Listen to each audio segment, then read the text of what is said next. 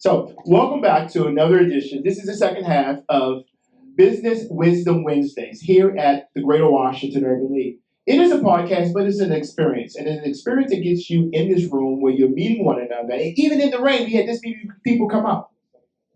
Mr. Fulton has blessed us in the beginning with his beginning story. He talked about mom and dad and sister and his desire to use education and his discovery of his superpower that was cultivated through his nurture for his sister. He dropped the nuggets not only from the books that made him the man that he is, but he also told you about the books that he wrote without writer's block. And those books and we're going to talk about where we can get those books from. We want to do say that.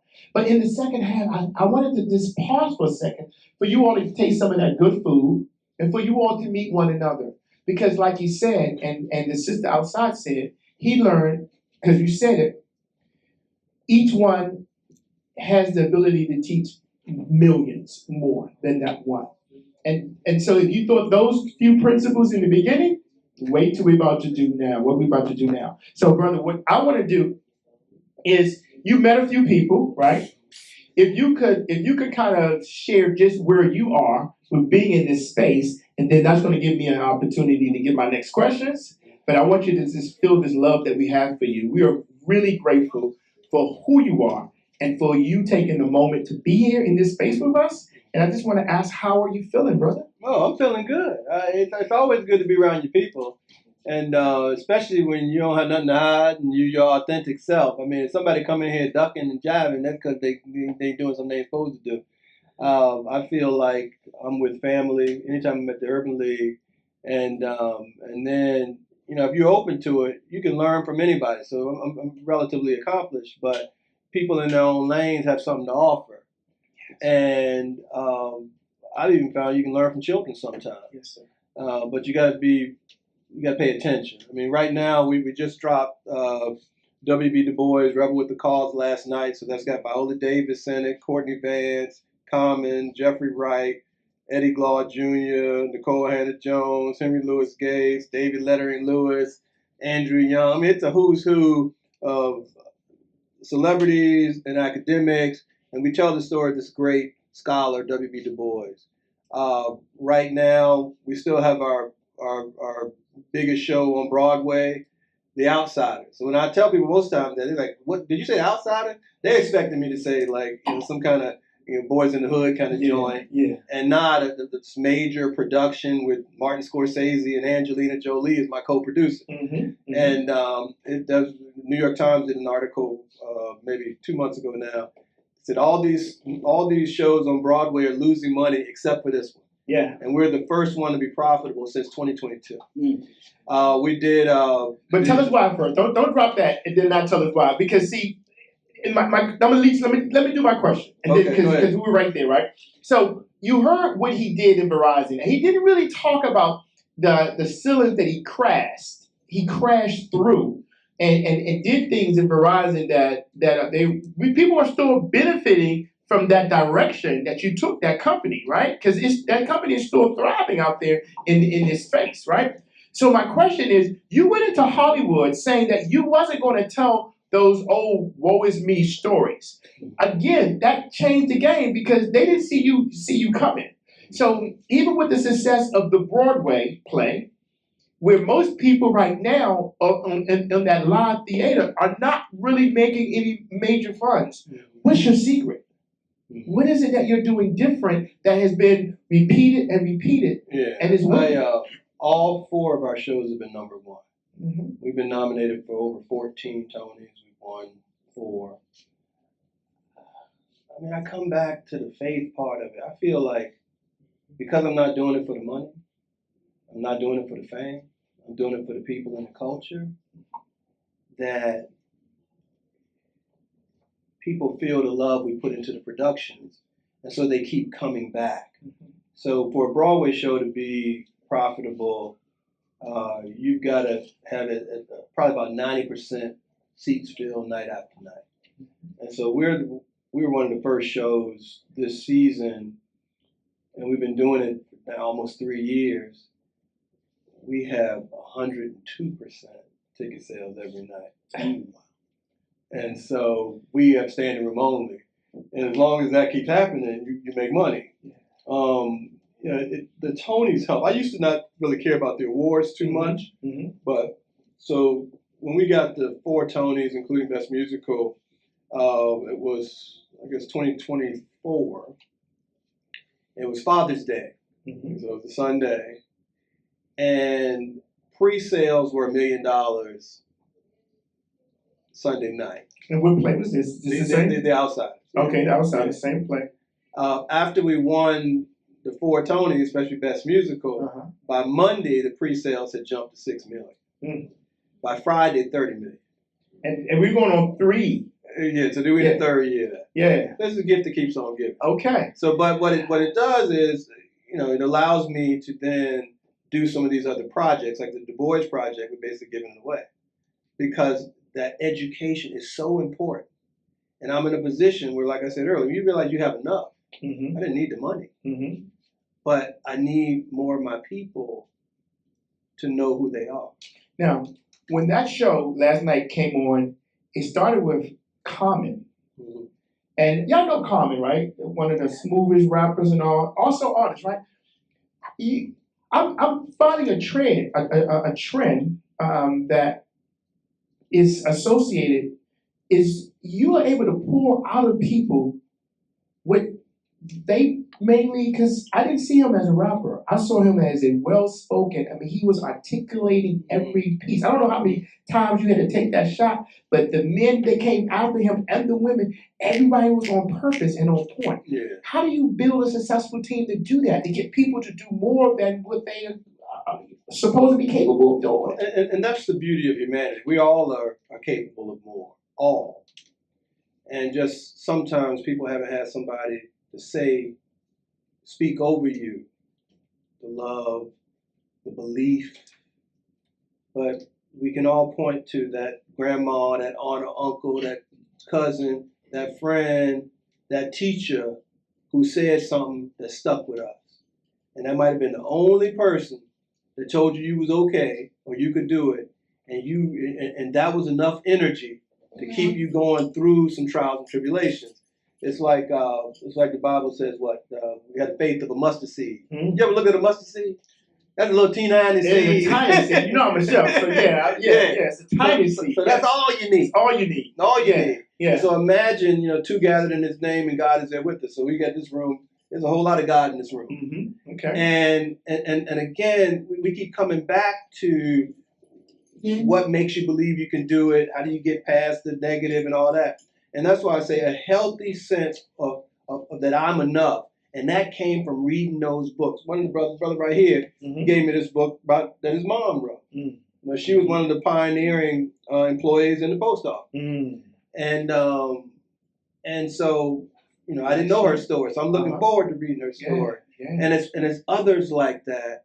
And I think that so when we're working with Common and Jeffrey Wright and Courtney Vance and Viola Davis, basically the men were reading Du Bois' words, and they were adding their talent to tone, to add a little fabric to the words, so that it comes off the page, it hits right. And then we decided that we needed to have a sister to be the overall voiceover. And Viola Davis agreed. We actually asked Jeffrey to ask her, because first she wasn't going to do it. Well, Jeffrey, and then so Jeffrey, we were in New York together, and he said, "Man, I'm so glad you pulled me into this. This is some of the work that I'm the most proud of, all the stuff." Because he said he hadn't really appreciated in the way that he does now the scholarship of W.B. Du Bois. You think about it, he was a one-man army.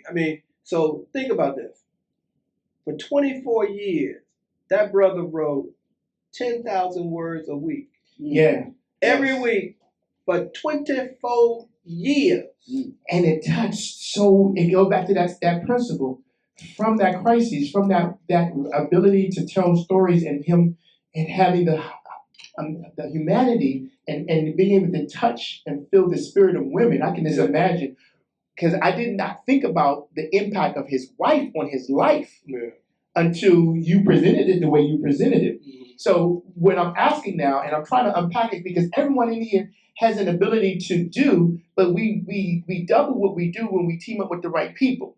So you got the right production, but really what made that team come together to produce such, impactful work? Hmm.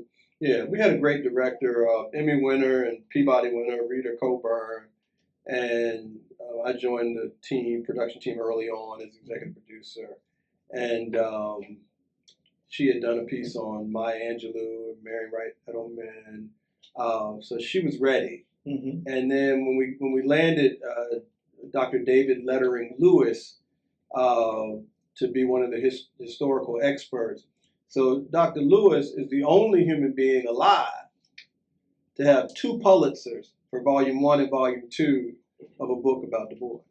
Okay. So nobody has done 2 Pulitzers for the same series except for him. So again, that's a brother. Yeah. And so, for a world that might tell you that we can't do this, can't do that, we just point to the people. Here, this, it happened here, it happened there, it happened there. And so we have to provide the evidence of our accomplishments. And then the thing that we cannot get around is the work.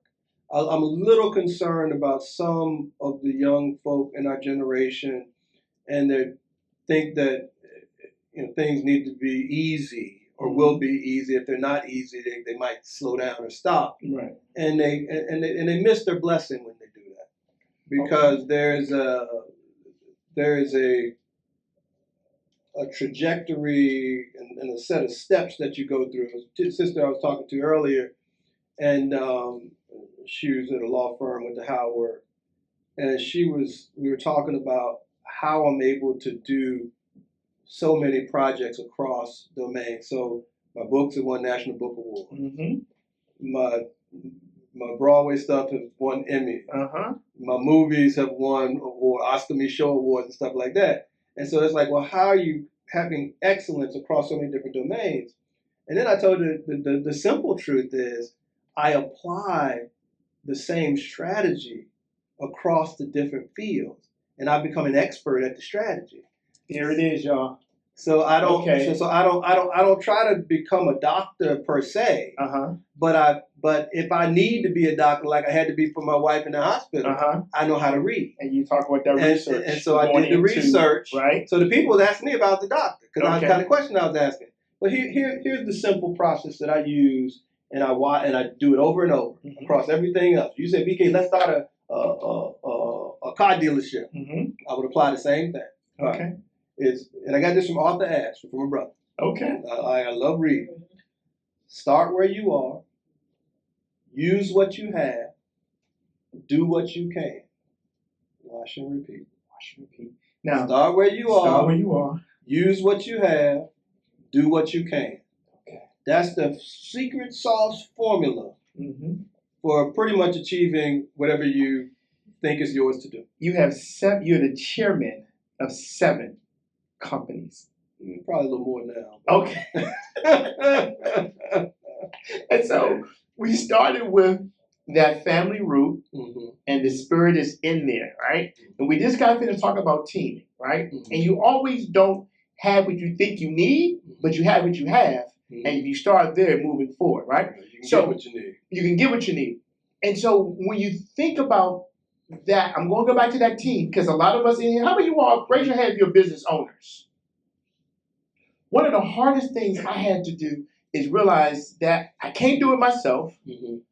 And even in trying to make that perfect meal, I need a team to do it. How do you pick that team? Well, I've been fortunate, and I have been able to work with some really great people.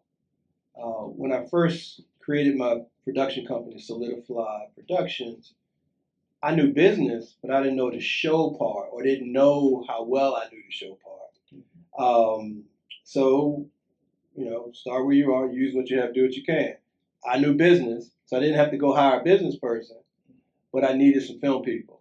So it was a brother who had helped Spike Lee to do his first 9 films, Monty Ross. Mm-hmm. So I said, Monty, I need your help, brother. You got to do this right here. I'll give you a piece of the company. I'm trying to make a movie. Mm-hmm. So Monty came on. There's a brother named Keon Martin, call him Q. He had understudied under Joel Schumacher, who had done The Hunger Games, and Martin Scorsese. And I said, Q, I'm trying to make some movies. I need some help. And so they basically showed me the business. One of the things that's important, and intelligent people do this, I think, pretty well, is knowing what you don't know. Okay. And then being able to recognize that, and not as some failing, but then to go out and get it so that you have it. Picasso used to say, I'm constantly doing that which I cannot do so I can learn how to do it. Say that again. I'm constantly doing that which I cannot do so I can learn how to do it. I wanted to hear that. Y'all want to hear that? Y'all want to hear that? That sounds, yeah, it brings us true. Yes. And so I brought in Q, I brought in Monty, and then we were going to do this. So I wrote this book called Love's Insurrection. Mm-hmm. And it was about this family that in the antebellum South, and the husband taught his beloved to read with love notes. And the first one she read was his proposal of marriage. Mm. And so it's a beautiful story, right? Yeah. But if you do a period piece, it's like 5 to 10 times more expensive than a regular movie. If we film a contemporary movie in the Urban League, we can come in here and shoot the film, no problem. Right. But if we got to go back 100 years, the cars got to be old, the lights got to be different, and all of a sudden you done increased your cost. Yeah. And so my film, Love's Insurrection, was going to be about $10 million. Mm-hmm. And the last budget I remember having, I had about 45,000 employees at $6.5 billion. And I'm like, 10 million, that ain't nothing, that's chump change. Okay. So I didn't know that for an independent filmmaker, that ain't chump change. Not at all. And so...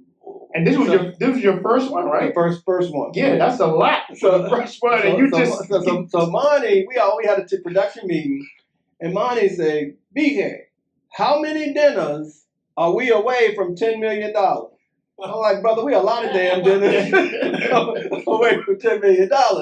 He was like, then we have a problem. Yeah. I was like, yeah, you right about that. Then the director, a young lady from Washington, and the cinematographer, both of them had scripts. Y'all hearing this team, right? Yeah, both of them had scripts. So they piped up, and one said, well, I got one we can make for $1 million. The other one said, I got one we can make for $500,000. And then Monty said, BK, how far away, or how many dinners are we away from $1.5 million? I was like, I can write that check now. Okay. So we made those 2 movies, and then 2 others popped up where they needed some investment. So I wrote a couple more checks. So we actually did 4 films in our first year, and we're the first independent film company in history to do 4 feature films from the gate. Out the gate. And we ended up doing 4 the second year. Okay. So, but not just regular films with tapes, because that's the other thing. You tell people you're in the film business, and people think you're doing something with a little video camera with your phone or something like that. And then they show up at the theaters, and our stuff is in theaters. Yeah. They got Taye Diggs in it, Bruce Willis, Leon, stuff like that. They're like, what the hell? And the context and the storytelling. Yeah. And that's what I want to lead to now, right? Okay. And I want y'all to get your questions. And that's why I wanted to have the pause. Because a lot of times, when I first met you, I didn't know. Mm-hmm. And then you challenged me in a way that says, well, if you really want this, you got to step your game up and get this. Yeah. And you got to start with it. Go ahead. Part of what he said, he ain't going to tell you the whole thing. I'm going to tell y'all. So he was like, BK, why don't you come back and speak? We got a segment, about 10 or 15 minutes. I was like, you want me to drive all the way up there for 10 or 15 minutes?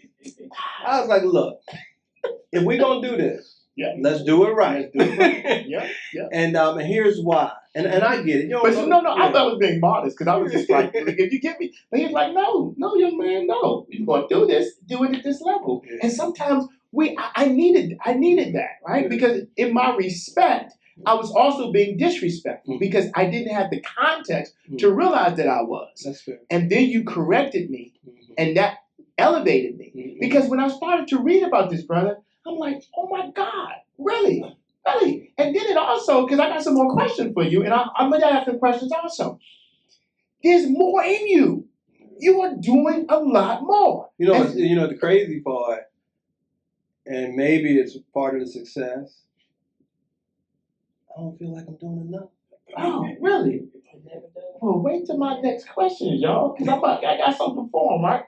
Now, we're in that, from Verizon to learning the film and wrapping that team around you.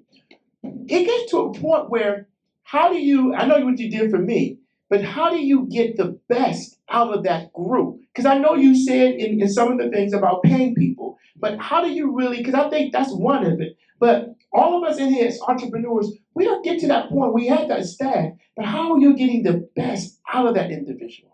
I believe in looking out for the people who's looking out for you. So, there's this thing called emolument or pay and incentives, and then and then equity and ownership. So what I did was I gave him a piece of the business. I said, tell you what, if I pay you what you're worth out the gate, that's gonna be the money we need for the movie.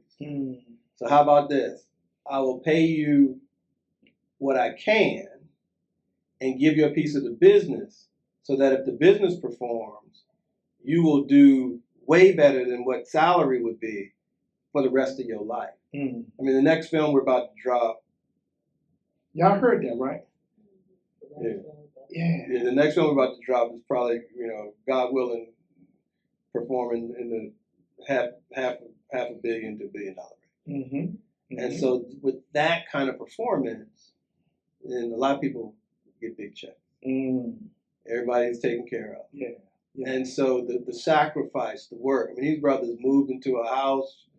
I put them in the house, bought a car for them, and kept the refrigerator stocked. They had no benefits. Yeah. I mean, we were struggling. We were struggling to make it happen. And then the pandemic hit. And it ain't the best time to make a movie company when people can't go to the movies. Yes. And so we had to survive through that, and we did. But we kept our principles, and we had a brotherly love, and what those afternoons taught me was it reinforced the success of our ancestors, because then I understood. It was 4 of us, and then my wife is our lawyer, but myself, Monty, and then with Urban League, always have young people on your board. So I said, let me get a young person on the team. So we had this guy named Nick, and he was on the team. So we had multiple generations. Okay. And I figured it was good enough for the Urban League and good enough for our ancestors, good enough for us. And that formula helped, so we could teach each other and learn from each other. Nick would tell us what the young people were talking about. Monty was over 60. He told us what the old cats was talking about. Q was in his 40s. I was in my 50s. Okay. I just turned 60 now, so I got my AARP card and everything. Okay. But at the end of the day, that love we had for each other, there were some nights where brothers was tired. Yeah. But we had to get it done because we had a deadline. Yes. Here's a cautionary tale. So we got to the place where we was working with some cats and helping them to build up a network. And they were using our stuff and my reputation, and got to the place where it was like supposed to be a $30 million payday. And then the train stopped running because these cats saw them numbers and started to get slick with the money. Okay. So it's a cautionary tale. It's like we all could do, but you're going to mess it up. Right. Because you're getting greedy. Getting greedy. Okay. And so, I prayed for the guys, and I told the team, look, that ain't work out. Right. But at the end of the day, don't be that person. Right. Be the person that stand on business. Be the person that looked out for the community. Because in my view, the way the ancestors were so successful, they realized if they could create an economic engine in a whole community and start to expand that, then it's good for everybody. The schools get better. The houses get better. Everybody wins. Yeah. The neighborhood gets safer. Yeah. It's amazing how that happened. And then, but if you always taken from it, then stuff get run down. Yeah. Until you burn it all up or use it all up, and then it ain't no good to nobody. And so when you're thinking about the goodness of the next, because you've done so much, and it goes to my question, and my question is you talked about it briefly that even the movie industry, even the live play industry. I just got finished saying 44, and it wasn't all us in that theater, right? And I looked around, and it wasn't a lot of us, to be honest with you, right? But how are you? And I don't please don't just tell me it's great storytelling, because I believe that, because I stayed up late and watched that. But what is that mixture that allows you to continue to be what the customer wants to have, and they are putting their money behind it, and it's becoming profitable? Yeah. I think you have to be plugged into the community and know your audience. And so if you're writing for single mothers, write for single mothers. If you're writing for a general audience, write for a general audience. Having worked in the private sector, I learned how to identify lines of business and revenue, and apply that across industries. So whether it's telecommunications or entertainment, if you're making a film for a grandmother, it's probably not going to be a vampire horror movie. You know. I don't know that. Oh well, the right one, Sinners, right? But at the end of the day, if you know your audience, Okay. you have good taste, and then but your question is a really good one, because entertainment is one of the few places where you spend all the money to make the product and have no idea how folk gonna react to it. Because there's some really good movies that didn't make that much money, and everybody should see. There's one, Ava DuVernay's last movie. I'm blanking on the name. It's from the book done by oh God. Anybody know that last movie, Sister Dave? Isabel Wilkerson. But it's based on her book. What's the book? It begins with an O. Ava DuVernay's last movie. Somebody look it up right quick. Halima's doing it. Origin. That's Origin, the thing. okay. That's Thank you, Halima. that's about all I knew. But I watched that movie 10 times. It's one of my favorite movies, and it's the origin story of the book that talks about how we got to this place we are in our country. So it's Isabel Wilkerson's story, and how she, some people write off the book right away. Was this mad black woman, don't like white people. Well, she was married to a white dude, and you see that. She loved this guy. He loved her. He looked out for her. He died, but she kept going. And it tells the story of how, like, the Germans figured out how to do the concentration camp from America. And they wrote it down, and they sent the memos and the minutes. But they thought the American system against Negroes was too harsh, so they throttled it back. Yeah. Throttle it back. Part of the reason I don't make slavery movies is because I don't think if they were authentic, it would be horror porn. Absolutely. They did our folk wrong, just straight dirty, extra dirty. Right. But just matter of fact. Yes. And the problem, these were geniuses. These were folk that had built pyramids and things like that. Right. Above and underground. So at the end of the day, you absorb all that, then figure out how you can take your talents, your network, yes, your willingness to put in the work, and then to contribute. That ripple. We are our ancestors' echo, and we have to do our part. And you can always serve. You can always help. You can always come to the Urban League. There's always somebody, interestingly, always somebody that needs you. Yeah. That's one of the things I tell young people. They think, because I got to talk to this about 400 kids on Tuesday. And one of the things I'm going to tell them is, even while you're pursuing your education, understand the younger kids could benefit from your example. Yeah. If you come into school acting all crazy, don't be surprised that they acting crazy. Yeah. But if you come in showing them how to respect your teacher, right? How to respect yourself. Yeah. Because a lot of times people think it's really about the teacher. It's really about who you are. Yep. And we get that. Yeah. That's why one of the reasons why the trauma, whenever he sets up, he has something on that table for everybody. And I love the way you just reach and pull people in.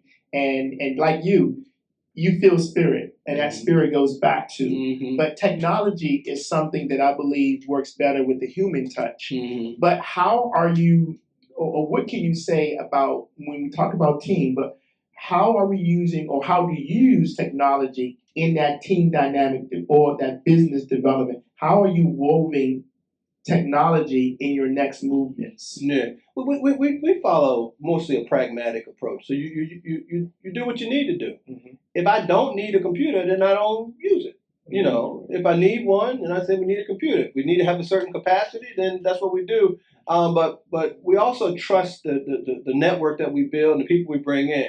If you the AV man and you the businessman, I'm coming to y'all, and so then I can focus on another piece of the business.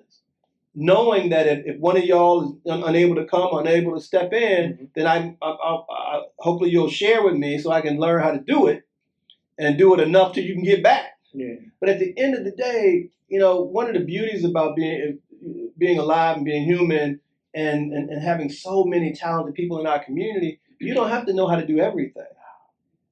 True enough, you can learn to do anything, but you don't have to do everything. As a matter of fact, it's for scale, it's better to have folk that have different skill sets, and then you bring that together. So I think what I got good at is assembling the pieces that I needed.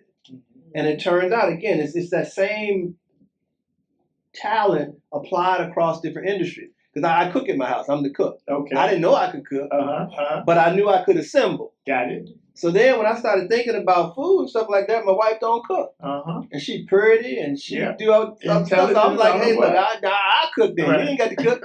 You know, I mean, I make a basil pesto infused Chilean sea bass that'll blow your mind. You know, but that's the thing. I mean, what's your base? Oh, well, I do an emulsification of pico de gallo. What's that base? Oil and a little lemon oil, a little vinegar and water. Yes. And then sometimes if I'm showing off, I throw some crab meat in there. Yeah, hook it up, you know. Yes. But at the end of the day, you do it enough. And it comes out good. And the wild thing is, my wife can tell what kind of mood I'm in based on the taste of the food. That's right. If I ain't happy, man, it's gonna be too much salt, too much vinegar, or too hot. You know, but most times I have to cook it with love because I don't let too much these days get me sad. I mean, this current leadership we got that I have to unplug sometimes. I'm very disappointed in the way our country's going. And not afraid and not ashamed to say that. At the same time, I challenge our people to get out and make sure they vote. Yes. And it is important to exercise the rights and freedoms that our ancestors died for. Yes. But also to help young people appreciate that if you don't vote, you don't pick the elected officials, etc., then that means you're okay with the treatment you get. When they yank you up out the car, and they're shooting in the window. You know, these ICE people and all that stuff. You get that because you didn't get out in the street and vote. You got out there for George Floyd, but you didn't get out there for Kamala or whoever else is going to be the nominee. Right. So I encourage folks to vote, and we need to really show up and show out at this midterm. And if we're going to slow down these people, they done created a fund to fund the January 6th people who wrongly prosecuted. They paying $1 million checks to some of these cats who straight up criminals. You know, and how you as a sitting president have a negotiation with yourself.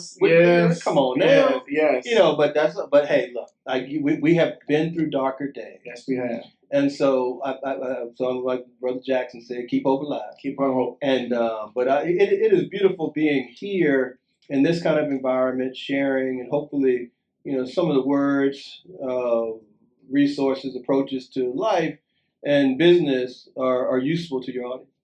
And I'm about to ask you all, my sister, I know you have a question, and you got questions back here, right? And you got questions over here. So I'm going to open that up. But I believe in three, right? The power of three. When three people come together, I believe in the power of focusing 3 years ahead. Okay. I am going to be able to call you and see who you are in that 3 years.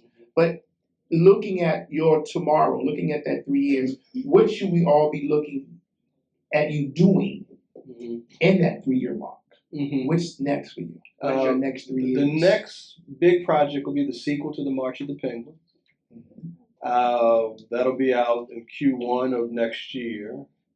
I'll probably do another Broadway show. I'm feeling bad that I turned down one I probably shouldn't have. I turned down Prince. Ooh. Yeah, I know. Michael Jackson's doing good. The Jackson on Broadway's doing good. The movie's doing good. I love Prince. I mean, Can't get them all. Yeah. So you can't get them all. So I did the Du Bois, and I'm doing the sequel to March of the Penguins. So my business partner's gonna do Prince. So I'll have a connection to it, but I just won't have my name tied to it. So probably do another show. And then I'm thinking about writing a book about my relationship with my wife. A lot of people have asked me to write about it. It's a crazy love story. Let me see if I can remember the first line of the book. So I started writing it already. It's called Turn Left. Okay. And the first line goes something like this. Turn left. It was the second time I heard the voice of God and the first time I listened, and my life has never been the same. Now, the reason I wrote that is because of this. When I met Jackie Stone, we were both in long, 20-year relationship. Her firm represented Verizon, so she was one of my lawyers and introduced herself as such. So she was just trying to be helpful to my family.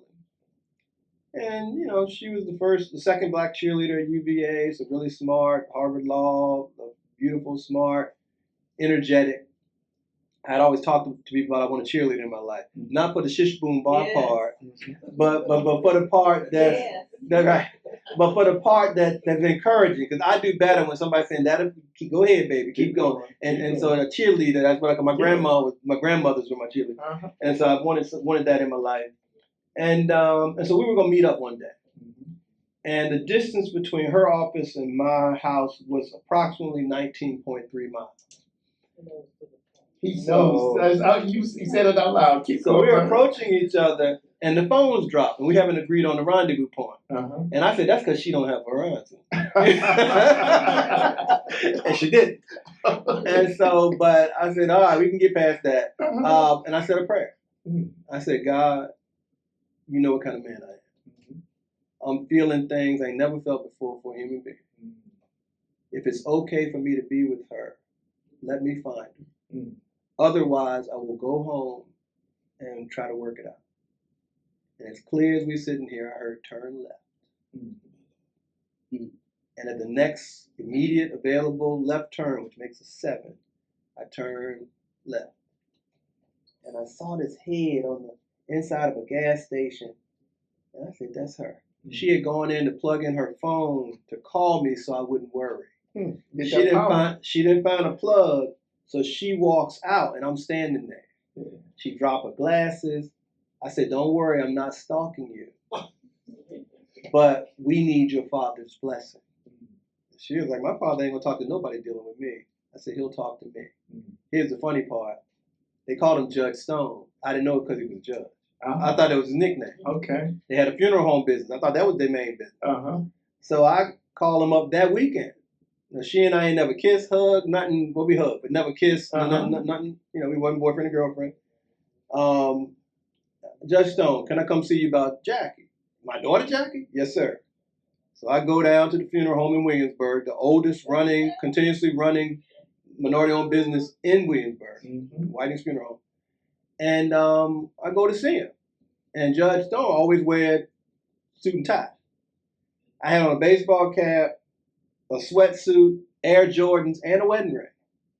I'm a transparent brother. I tell people the truth. That way I don't got to remember it. Right. If you tell the truth, always going to be the truth. You ain't going to run from it. Yeah, it's going to be what it is. Yeah.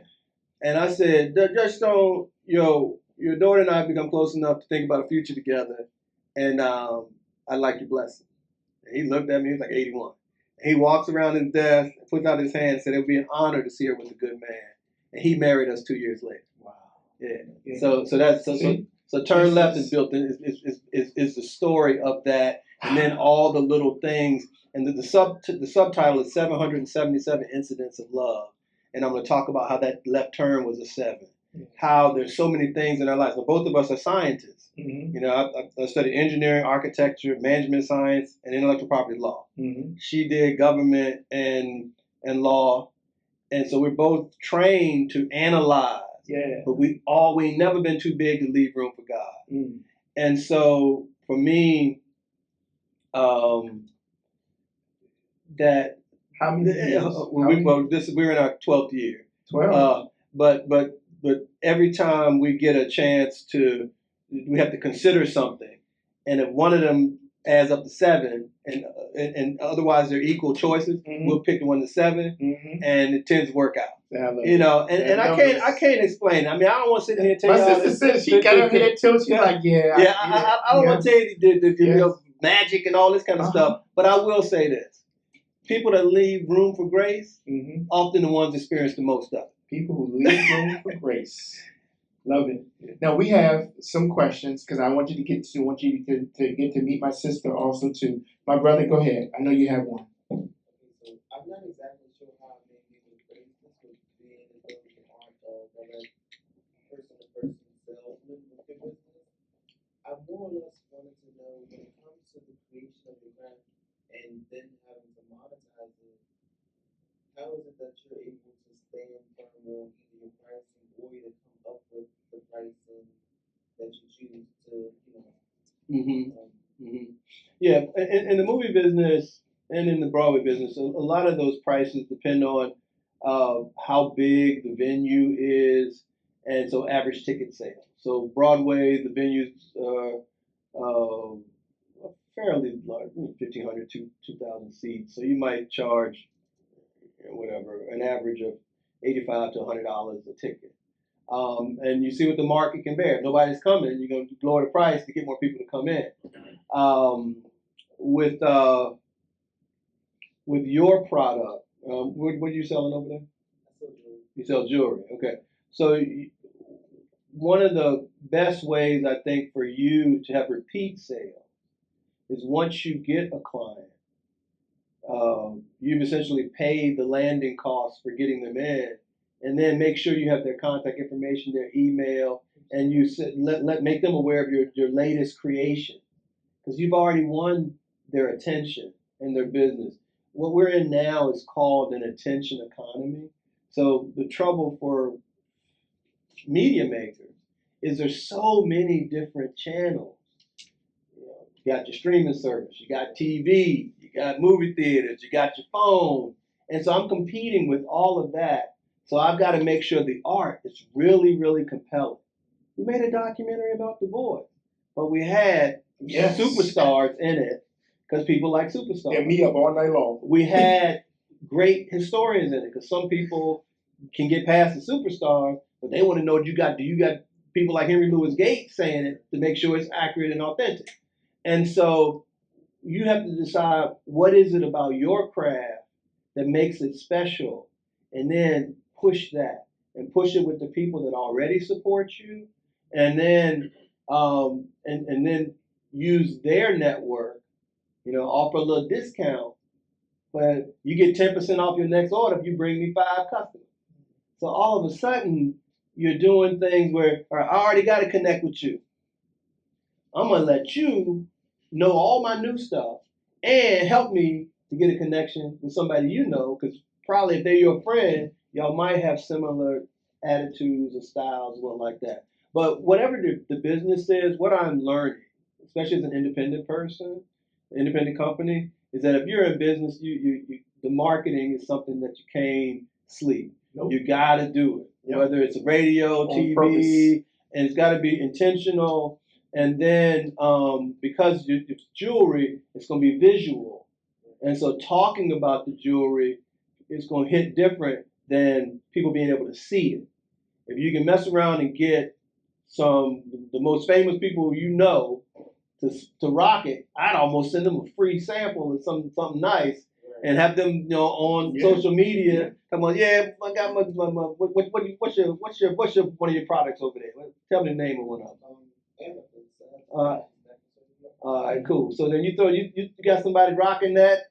There's this nice piece of amethyst right here, and They can tell that story. They can tell the story. Yeah. And before then, all of a sudden, everybody wants some amethyst. This is the man to go to get that amethyst. And so I don't think it's any super secret sauce, other than the work you've been putting in, and then going with the people that are rocking with you.